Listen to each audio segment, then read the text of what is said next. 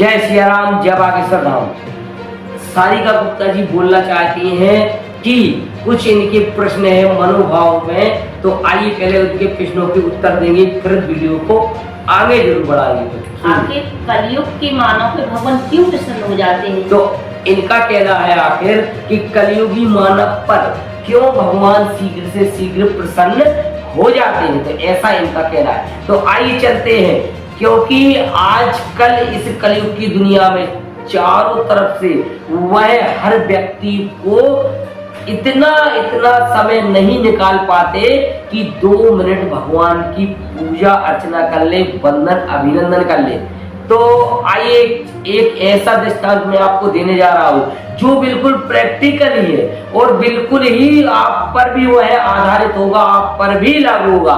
तो कथा आज की मैं इसलिए आपको सुनाने जा रहा हूँ क्योंकि इस कलयुग की दुनिया पर साक्षात्कार स्वयं बालाजी सरकार इतने शीघ्र प्रसन्न होते हैं, स्वयं नारायण श्री हरि विष्णु भगवान इतने जल्दी प्रसन्न होते हैं, भोले भंडारी इतने जल्दी प्रसन्न होते हैं। तो वह तमाम ऐसे देवी देवता हैं जो क्षण भर में प्रसन्न हो जाते हैं। त्रेता द्वापर में लाखों वर्ष तपस्या करके, लाखों वर्ष तपस्या करने के बाद भी वह प्रसन्न होते थे, प्रकट होते थे। परंतु इस कलयुग की धरा पर मात्र यदि आप 2 मिनट भगवान वंदन कर लेंगे तो आप पर मानो साक्षात्कार श्री हरि विष्णु जी का आपको वरदान मिल जाएगा। तो आइए सुनते हैं, नारद जी प्रश्न करते हैं कि आखिर भगवान मैं आपकी इतनी श्रीमन नारायण चारों तरफ वह चारों तरफ दिशाओं में गूंज आपकी करता हूं, तो क्यों मुझ पर इतने आप प्रसन्न नहीं होते? आखिर कलयुगी मानव पर 2 सेकंड में आप प्रसन्न हो जाते हैं और तमाम वह सुख सुविधाएं उनको वरदान जरूर दे सकते हैं और जरूर देते हैं। तो अब आइए सुनते हैं मैन कि आखिर नारद जी के मन में एक ख्याल क्यों आया, क्यों उनके मन में यह हुड़ेले मारे, क्यों उनके मन में यह विचार आया कि कलयुग की मानव पर 2 सेकंड में वह आप क्षण भर में प्रसन्न हो जाते हैं। तो यह ऐसा दृष्टांत है कि वह नारद जी ने जब इस बात को श्री हरि विष्णु जी से प्रश्न किया तो बड़े ही उदारता से, बड़े ही खुशी भक्ति में माता लक्ष्मी के साथ वह विराजमान थे, अपनी शेषैया पर विराजमान थे और वह माता लक्ष्मी उनके चरण वंदित दबा रही थी और चरण वंदित में दबाने के वह साथ साथ थोड़ा सा उनको विराम दिया। अब वह जब मुस्कुराते हुए नारद जी से बोले, यदि मैं आपको एक प्रश्न दूं और मैं आपसे एक यदि वचन लूं तो क्या नारद आप जरूर करेंगे? तो नारद जी हाथ जोड़कर खड़े हो गए और बोलने लगे, तो भगवान परमपिता आप यदि कोई मुझे ऐसा वरदान स्वरूप देंगे तो मैं क्षण भर में भी वह आपकी वह शीघ्र से शीघ्र वह कार्य जरूर करूंगा। तो भगवान ने लीला की, क्योंकि उनका जो भक्ति भाव था वह अपने आप वह अहंकार कहीं ना कहीं अहंकार के रोलों में खा रहा था। अर्थात कहने का ये तात्पर्य है कि वह अहंकार नहीं करना है, कभी भी वह भगवान की भक्ति करो तो अहंकार बिल्कुल भी ना करे।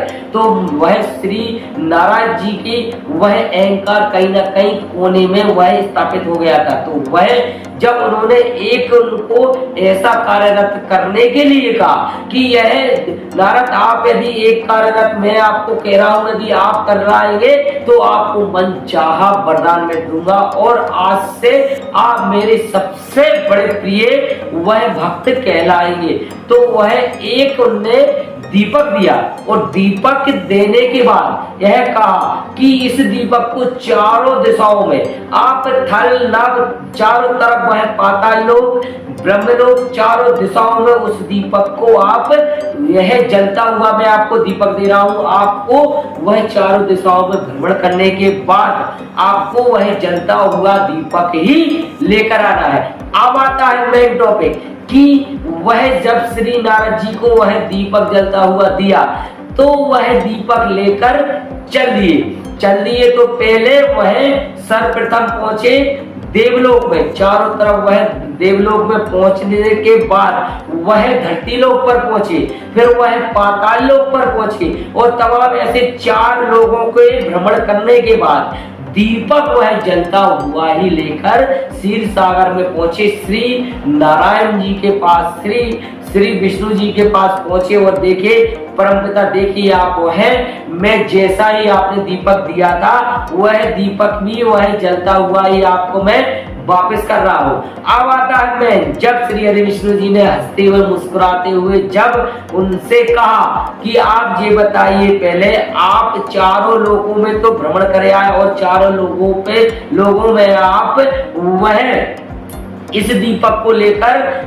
चारों दिशाओं में गूंज आप दीपक की करे आए, परंतु सबसे पहली चीज आता है कि आपने श्रीमन नारायण कितनी बार कहा, तो वह नारद जी के छक्के छूट गए और स्वयं नारद जी अपने आप को वह सर झुका कर खड़े हो गए। केवल नारद जी ने वह दीपक ले जाने के बाद गद्दी पे रखा और उस पर ही केंद्रित रहे, दीपक ना बुझ जाए, दीपक ना बुझ जाए, दीपक ना बुझ जाए, दीपक ना बुझ जाए, दीपक ना बुझ जाए, चारों दिशाओं में घूमे आए और वह दीपक ना बुझ जाए। नारायण जी का नाम ही भूल गए, भगवान का नाम ही भूल गए, श्रीमन नारायण श्रीमन नारायण। अब आता है कलयुगी मानव का टॉपिक कि कलयुगी मानव पर क्यों प्रसन्न हो जाते हैं शीघ्र से शीघ्र भगवान। तो कलयुगी मानव पर इसलिए प्रसन्न हो जाते हैं कि वह बच्चों को भी वह परवरिश करता है, वह माता पिता की भी परवरिश करता है, तमाम ऐसे जो कार्यरत होते हैं वो परिपूर्ण तरीके से अपना फर्ज निभाता है। फिर घड़ी दो घड़ी यदि टाइम उसको मिल जाता है तो वह भगवान भक्ति में लग जाता है। तो फिर कलयुगी मानव पर क्यों भगवान प्रसन्न ना हो, क्यों उन पर वह वरदान ना दे। तो अर्थात यह दृष्टांत मैंने इसलिए बताया आपको कि अभी तक समय है, अभी तक भगवान की भक्ति करो, रामराज सरकार से जुड़ो, रामराज सरकार से जुड़ोगे तो सारे द्वार खुल जाएंगे, इस लोक के भी और परलोक के भी। तो अथा आपको समझ पूर्णता कथा आपको आ गई होगी।